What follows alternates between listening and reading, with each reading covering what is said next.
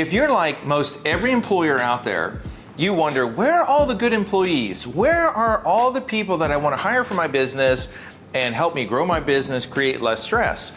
And I'm going to challenge you with this. I think it's really that maybe there are lots of great employees out there, but maybe this one strategy, and I can guarantee you this one strategy will completely change your interview process, and you can literally change the makeup of your team, and you won't be asking yourself, where are all these good employees?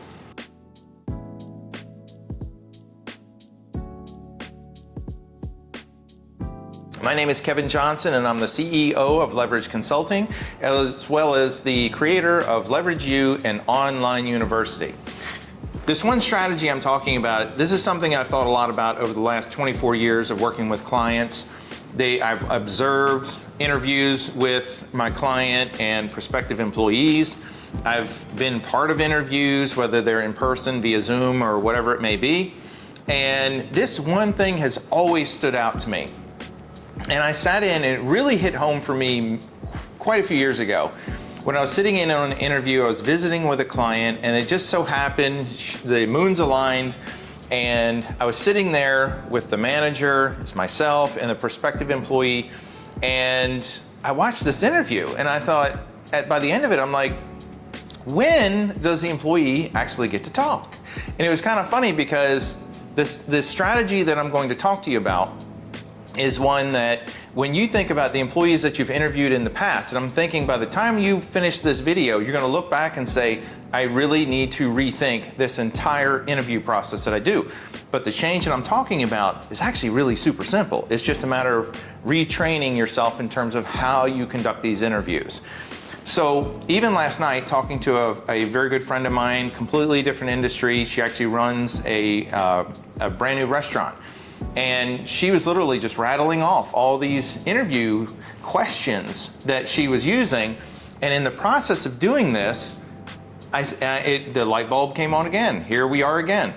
So here's the difference. When you conduct an interview with a new employee, most times you are looking for technical skill sets. You're looking for things, and in my friend's case, they were looking for someone to manage the restaurant, someone who understood their POS management system, someone who understood, and they were going through, and every question she asked were ones like this.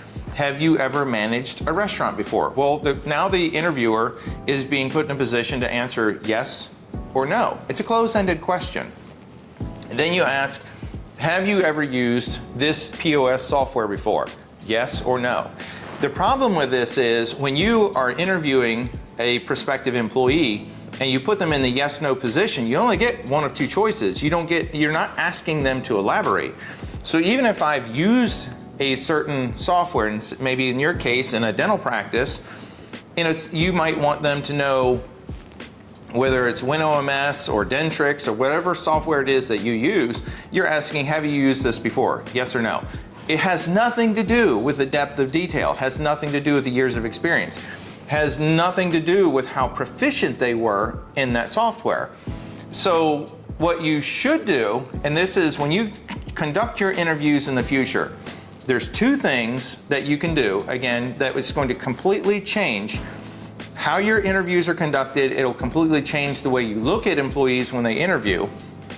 You'll get completely different outcomes, and if you get a different outcome, you will have a different team as you go through and interview new employees and eventually build a different team.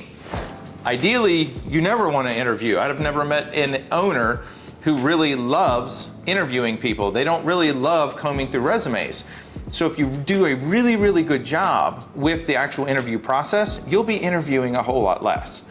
So here's the two things. Number one, use the 80-20 principle. When you use the 80-20 principle, you should be talking 20% of the time and instigating the prospective employee to talk 80% of the time. When I referenced sitting with the manager several years ago, she was doing all the talking, all of it. And it was great because in some respects, she was giving a backstory and she's talking about the practice, talking about the doctors that work there, the environment. It's all great, that's fantastic. And you do need to do those things, but those are the kinds of things you might even do in a very succinct way. So can you fit all that in 20 minutes? Or can you do that beforehand? Maybe over the phone or something like that if you're doing phone interviews first.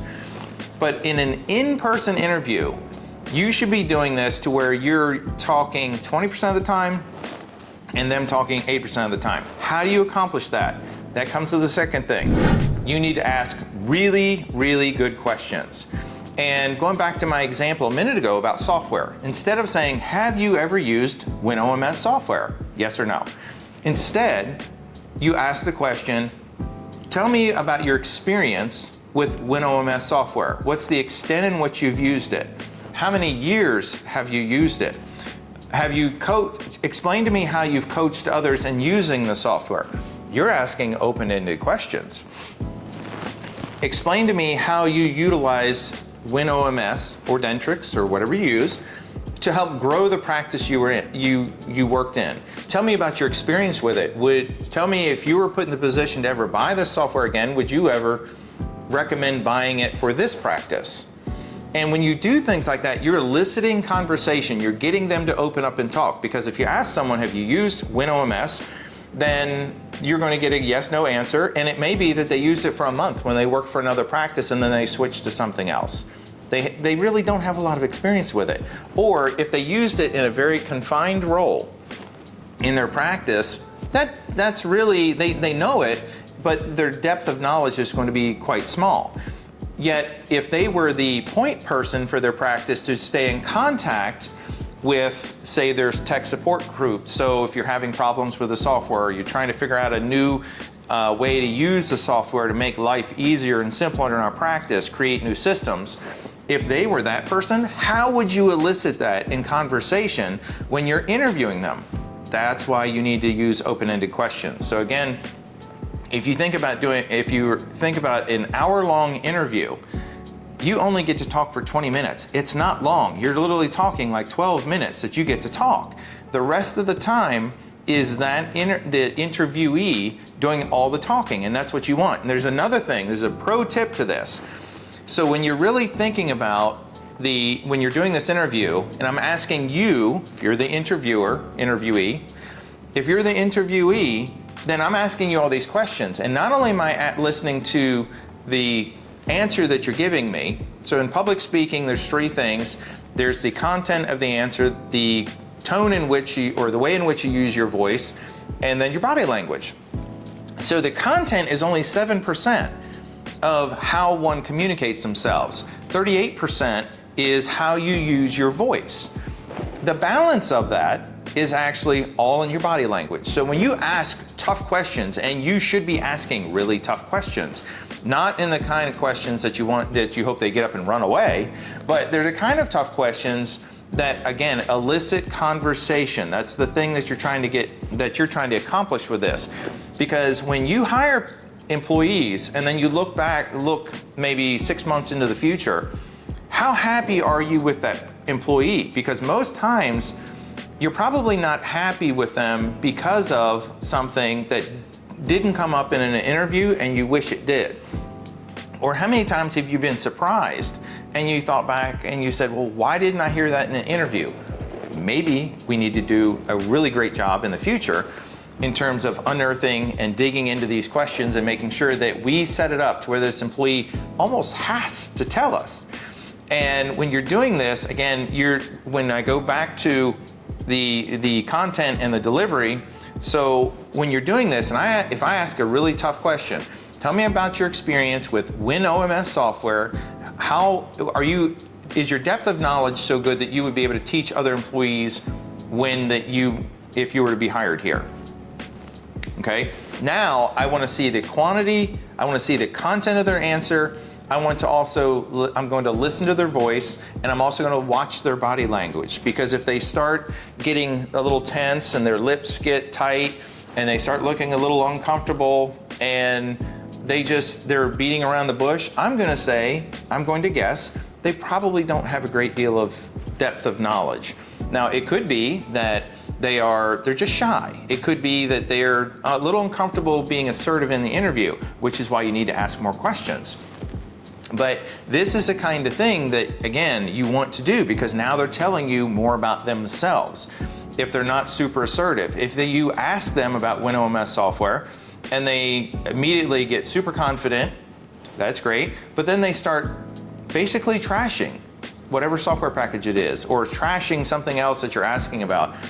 Guess what? They're telling you who they are.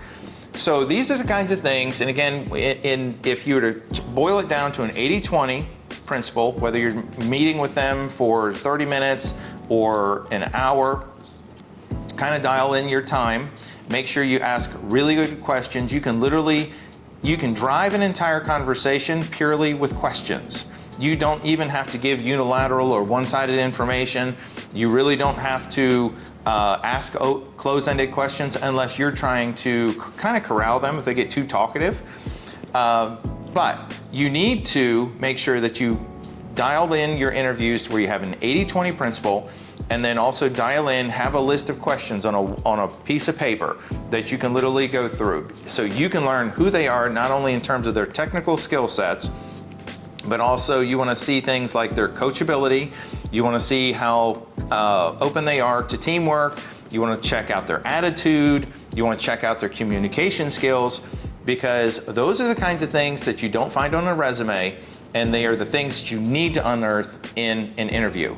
So again, my name is Kevin Johnson. I'm the CEO of Leverage Consulting, as well as the creator of Leverage U and Online University. If you like content like this, you find this useful, you know this will be helpful for you and your team, then hit the like, hit the subscribe, because I put out videos just like this to help you with your business every week.